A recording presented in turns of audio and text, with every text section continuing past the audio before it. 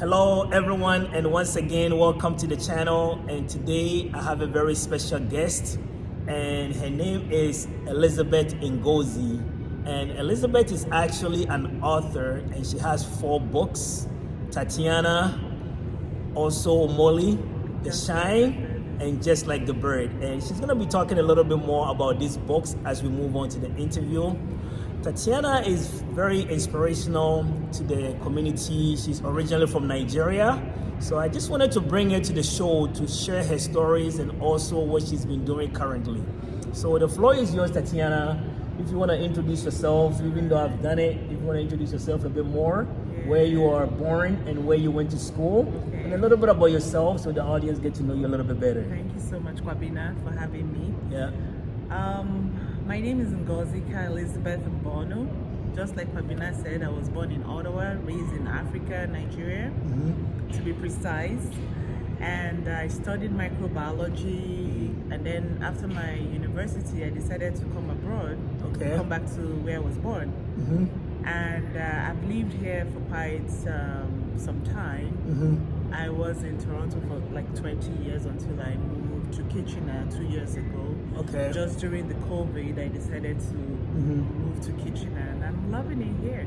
Wow. But first and foremost, my passion is children, anything children, because I had an amazing childhood. So I don't want to, I actually want to leave an imprint on any kid, and I thought the best way to do that is to write children's books. Wow. And actually want to get into animations. Animation, okay. Cartoons. And if possible, have an African Disney. Wow, that's a big dream. That's my passion. But I can't do it alone. I need people like Kwabena to jump on board with me, and whoever is interested out there. Yeah. So I think she kind of introduced herself. And so growing up in, I know you, can you tell us a little bit more about when you migrated to Nigeria and you being born in Canada, living in Nigeria as a young girl? Yeah. How was life looking like in Africa? Oh my goodness. Africa is beautiful. Okay. Africa is beautiful. Don't get deceived, because a lot of people think, oh, we live on trees and all that. I never lived on a tree, trust me. But one good thing my father and my mother did for us was to send us back home when we were very young. We learned the language, so I speak my language fluently. I speak English fluently. I may not speak Canadian English, but I think you can understand when I communicate. Right. And having that exposure of living in Africa, we got to meet our grandparents who taught us a little bit of the culture, because every December, Christmas time, we all traveled back home to see my grandparents, grandma and grandpa, on both sides. Okay. So we were blessed with that opportunity. And what else? So we learned how to eat the African food. Okay. We actually enjoy African food a lot. I believe it's organic, because now everybody's talking about gluten in their food. When it comes to African food, like we don't have that issue, gluten, because it's not processed, it's all fresh. Right. And I enjoyed living in Africa. I made a lot of friends that I still call friends till today. Wow. So when did you come back to Canada? Yeah. Like what year or what age did you transition back to Canada? Straight after my university, at the age of 20. I don't want to tell you guys my age. Straight after my university, there was nothing to do in Nigeria. A lot of people were looking for work. And my parents wanted me to get married right away. And they were trying to connect me to all manner of people, but I told my parents that I don't even know who I am. Like, I need to explore the world, see the world for myself, and since I have a passport, what am I doing? Just getting let me just see the world a little bit. Yes, makes sense. So I hopped on the plane and I came over myself to Canada. It was an adventure, trust me, for another day, story for another day. But I came here and I just started life right away. The plan was to come and see Canada and then maybe go back home. But once I landed here, I just fell in love with the country, with the system, and I decided to stay on. But I still love Nigeria. Right. So how was it transitioning for you though? Because now even though you're born in Canada, but you have really grown up in Nigeria. And now coming back to Canada now, it seems like it's a whole new culture, a new environment. How was things for you, and also the adaptation when you first came? Kwabena, you're hitting the nail on the head. Okay. It was a shock. Wow. It was a big culture shock. Why? Because I'm coming from a country, a culture that respects elders to the T. Right. We respect authority so much. So I remember being labeled as timid and shy at my workplace because they just had a free way of communicating with the elders and with the bosses and all that, and I thought that was, oh my God, like I couldn't do that with my father. I couldn't even do that with my boss. Back in Africa, you're taught to worship your seniors and your superiors. True. But coming here is like a level ground. Wow. Yeah. It doesn't matter who you are. You could be a cleaner, you could be a doctor. Everybody's equal. Yeah, I agree. So that was, to me, was a little bit shocking. I had to, even till now, I'm still learning how to step out of my comfort zone to kind of relate shoulder to shoulder to my superiors and my subordinates. Wow. Yeah. Wow, that's amazing. That's amazing. So now you have finally transitioned from Nigeria to Canada. You have lived here before now, and you have written 4 books. I have. It's quite impressive. Thank you. And I remember when I met you when you came to our church to really introduce your book at the church. I was quite amazed. Just looking at your books and just your demeanor, it was so inspiring meeting a sister, having 4 books under her belt. How did that come about in terms of getting into book writing? If you're a microbiologist, what was that transition? I did microbiology because my parents are in the science field. I feel like I'm actually arts inclined. Okay. Arts. But because my dad is a professor of medicine and my mom is a nurse, what do you call it? She's a nurse and she delivers babies and all that. So I was kind of, influenced into going into sciences. But my passion, like everybody gets an education, but at the same time there's this passion that we are born with. True. There's this skill, this talent that we are born with. There's just from God given. So telling stories happens to be one of my God-given talents. Okay. The Bible talks about God giving us talents. Yes. And if you're not, if you don't answer to those talents, you're gonna get it from God, right? Just for lack of better words. But so it's one of my talents, storytelling. So So it's not something I went to school for. Okay. Some people go to school to learn how to write. Right. And then they come to me and like, did you go to school? I'm like, no. But how come? It's like a musician. Some musicians are so skilled. Some of them, they've never been to school before, but when they strike the chord, it's just perfect. You can compare it to a professionally trained musician. Yes. So I believe this is how my writing is, because sometimes I'm like, this is not me. This is beyond me. This must be God. Wow. So you want to talk a little bit about your books, especially the first one. And I have read the book myself. It's called Tatiana. Very beautiful story. Thank you. So now we have Elizabeth here. I would like to tell the story. How did the Tatiana book come about? And what was the inspiration behind it? Because I know they have actually made a movie out of it from Toronto International Festival. What was the inspiration behind that story? Coming to Canada, I noticed that there was underlying bullying. Okay, bullying. Wow. Even amongst adults, even in corporate workplaces. So imagine what happens in the elementary schools where the kids don't have filters. True. And one day I was watching a documentary on TV, and a little girl actually killed herself because she was being bullied by her classmates. Wow. And I just had this holy anger. I'm like, how would any child, kill themselves because of another child? Like, come on. somebody's got to be talking to these kids, and About if it. nobody's talking to these kids, I'm gonna start something. Right. You know, so when I went to bed that night, I had a dream. Wow. So it was almost as if purpose knocked on my door. This is Wow. something you have to do. Wow. So I had a vision, and the vision happened to be my story, Tatiana. Wow. Even though I added some more stories to it. Right. So when I woke up, I said, you know what, we gotta do something about this bullying, because I do see it happening even with adults.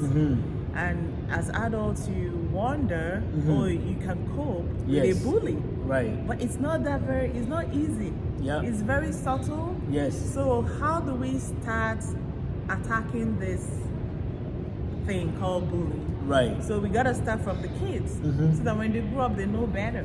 True.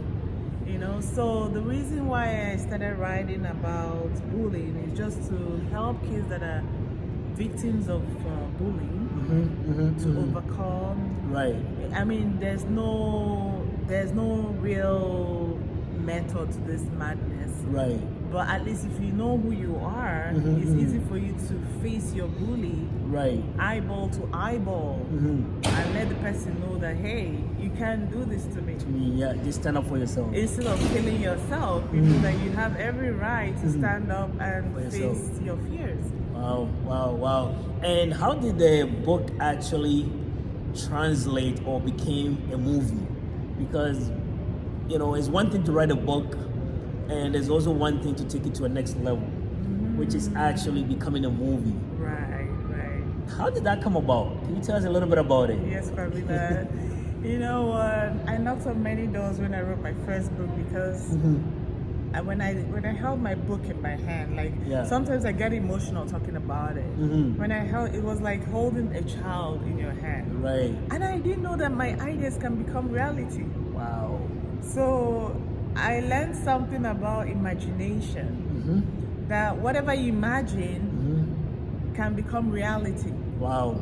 So Tatiana happened to be something I imagined, you know, writing. I'm like, who am I to be a writer? Like, I used to see writers as people that just dropped from heaven. Yeah. Yeah. I didn't know that they were real people like you and I. Yeah. So God needs a lot of vessels like us to actually get whatever we are thinking on paper, so that people can read and get wiser.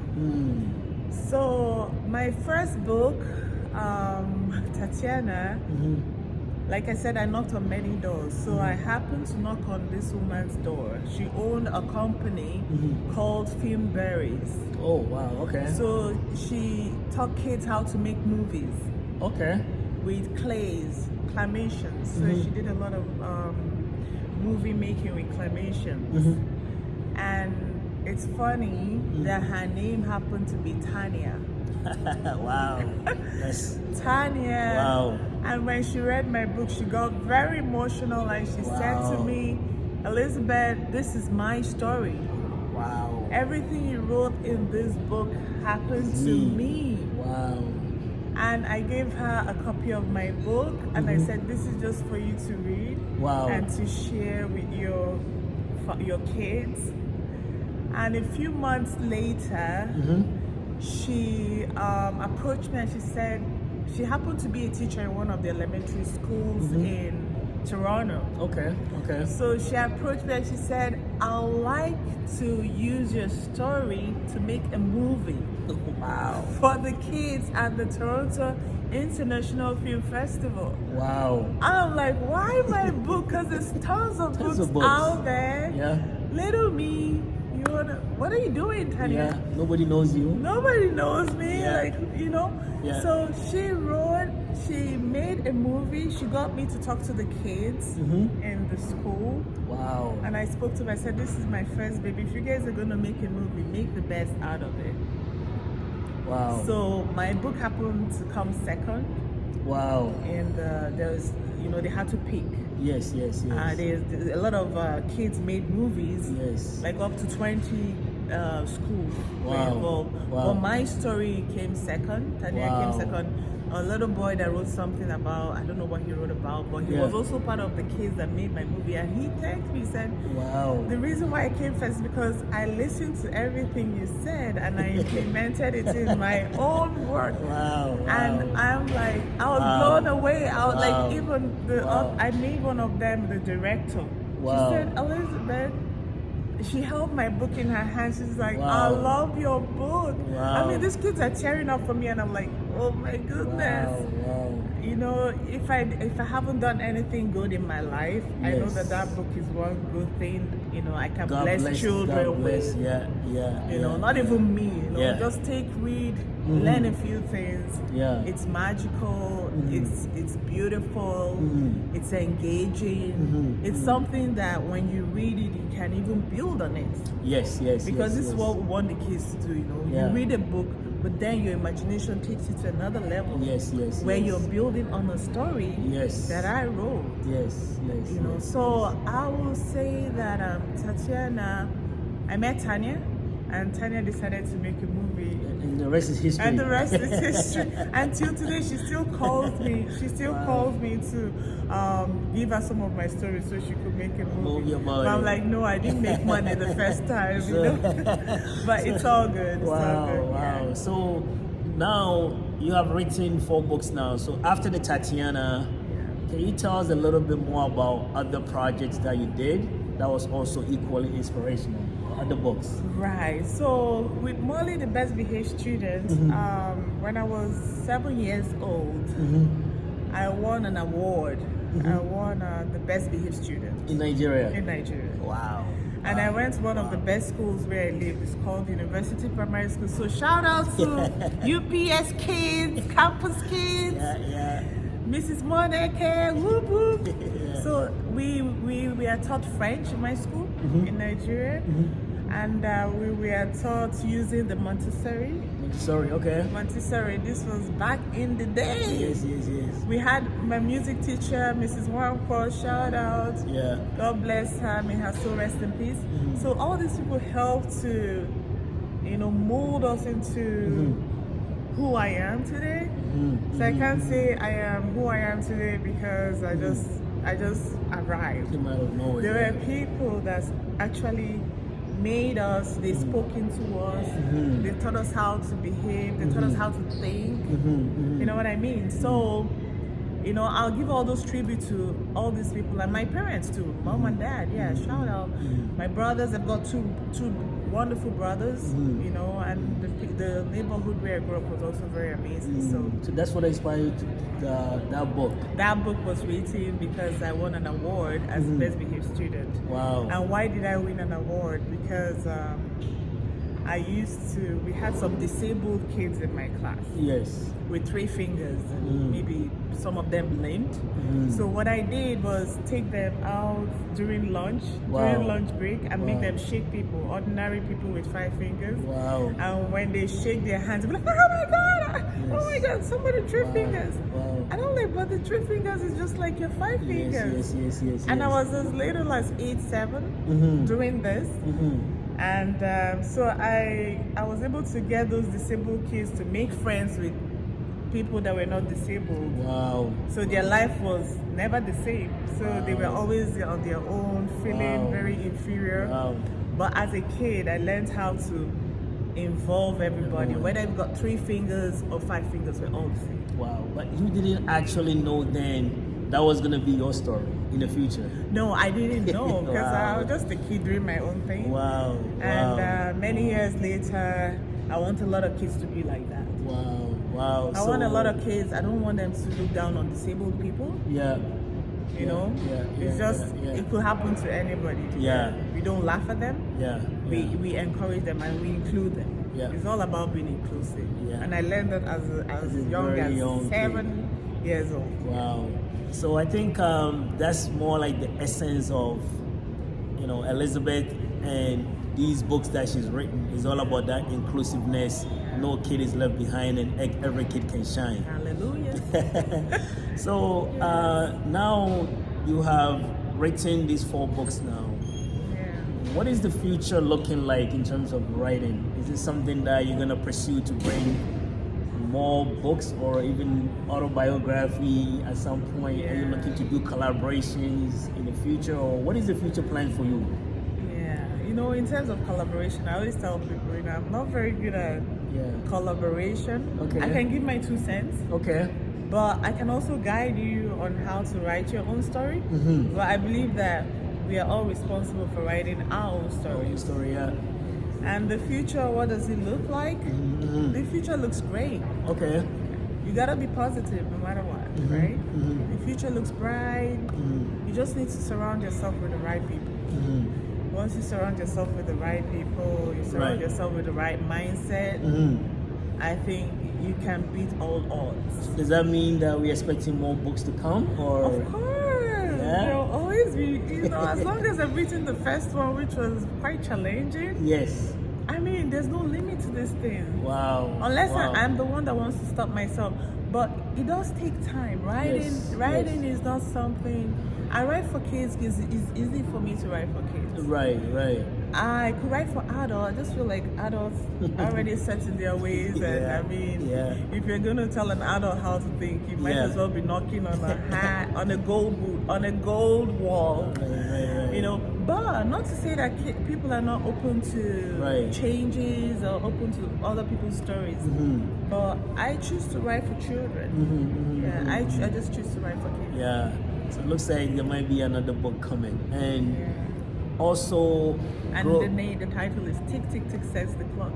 Oh, so already have the title in mind. Right. Wow, so it's in the process. It's a sneak peek. Tick, Tick, Tick, Says the Clock. Why? Because my mother gave me the lyrics when I was very young, and I came back after 6 o'clock. Curfew time was 6 o'clock. Wow. I came back after 6 and Mom gave it to me. Wow. So I also want to teach kids how to be sensitive with time. Yeah. Because time is very important. Yeah. If you don't teach kids about time, if you start teaching them about time at a very early age, they're going to go places. Great. And I think it follows. The discipline, being organized, multitasking, all comes from there. You gotta be on time at work. Yeah. You just have to be on time. Yeah. Okay, well, now let's reflect back to Nigeria. Yeah. You're a very successful woman and having 4 books under your belt. And I know you reflect just like myself, always back home, the neighborhood you grew up, the school you went to.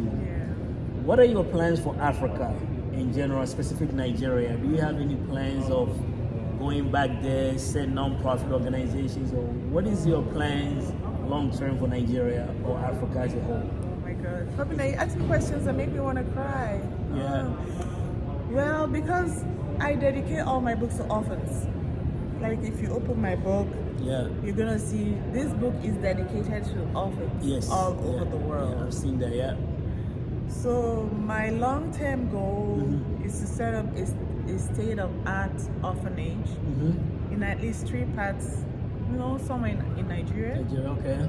And I want to give the kids, I want to be able to give the kids what kids that have parents have. Okay. So I want them to have a swimming pool there. I want them to have nannies there. Wow. I want them to have like an inbuilt school there. I want them to have tennis, sports. Okay. Everything, music. Wow.